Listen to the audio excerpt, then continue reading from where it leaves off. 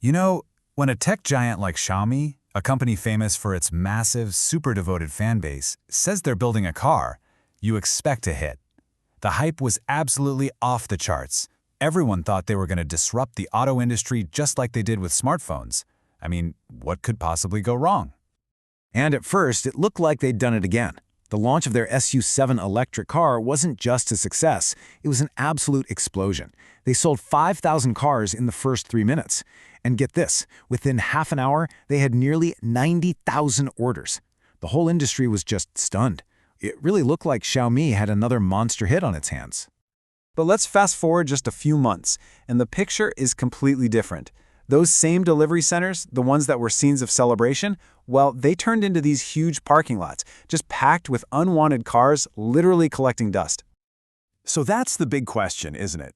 This is the story of a dream launch that nosedived into a full-blown consumer revolt. How on earth did it all go so wrong so fast? All right, let's dig in and trace the steps from total triumph to absolute disaster. To really understand how this whole dream just collapsed, we have to go back to the beginning, back to that initial hype, which was, honestly, on a scale that's hard to believe. The scenes were just incredible. You had fans literally camping outside delivery centers overnight. The waiting list stretched on for months. New cars would get delivered in the morning, and they'd be gone by lunchtime.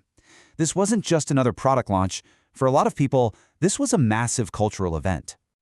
But, the bigger the hype, the harder the fall. And almost as quickly as it all built up, the cracks, well, they started to show. That dream of owning this revolutionary new EV started turning into a nightmare as the first owner reports started hitting the internet. It started as, a trickle of complaints, but that trickle quickly turned into an absolute flood.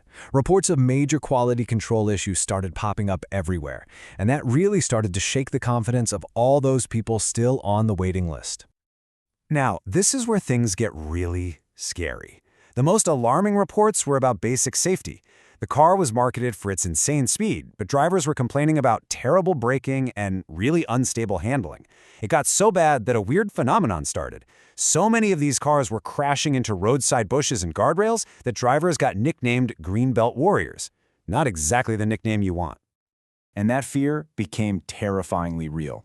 In one crash, the car's power actually stayed on, but all 4 doors locked, trapping the people inside. Someone online captured the horror of the situation perfectly with this comment. If the power stays on and the doors won't open, what happens if a fire breaks out? Chilling.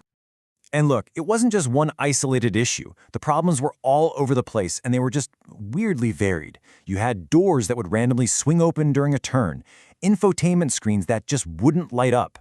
Drivers reported strange rattling noises and shaking from the steering wheel, and in one case, the brake lights just fell off the car. They just fell off. So with this growing laundry list of pretty serious problems, what do you think happened next? Yep, a full-scale consumer backlash. That initial frenzy of orders very quickly turned into a frenzy of cancellations. Industry watchers started estimating that the cancellation rate, which, most car companies pray to keep under 10%, had ballooned to an unbelievable 30 to 40% for Xiaomi. That meant thousands and thousands of cars that had already been built were suddenly sitting around with no buyer. So put yourself in the buyer's shoes. You're in this impossible spot. You can cancel your order, sure, but you lose your 5,000 yuan non-refundable deposit. Or you accept the car and risk losing way more money on a vehicle whose resale value was already in a freefall. For thousands of people, losing the deposit was actually the better financial choice. And this wasn't just some angry online chatter. Oh no. This got organized and fast. A court actually ruled against Xiaomi's strict deposit policy, which just emboldened everyone else. Class action lawsuits started forming. And then a mass cancellation drive organized online got over 2,600 signatures in a single day. The financial pain was real, and it was immediate. I mean, just listen to this quote from a second-hand car dealer. It shows just how fast the car's value was tanking. A brand new car was losing a huge chunk of its value before it was even broken in. Now, when you're facing a crisis like this, how your company responds is absolutely everything. But instead of reassuring customers, Xiaomi's actions seem to just confirm everyone's worst fears. They basically threw gasoline on the fire and destroyed what little trust was left. Xiaomi's playbook here was just bizarre.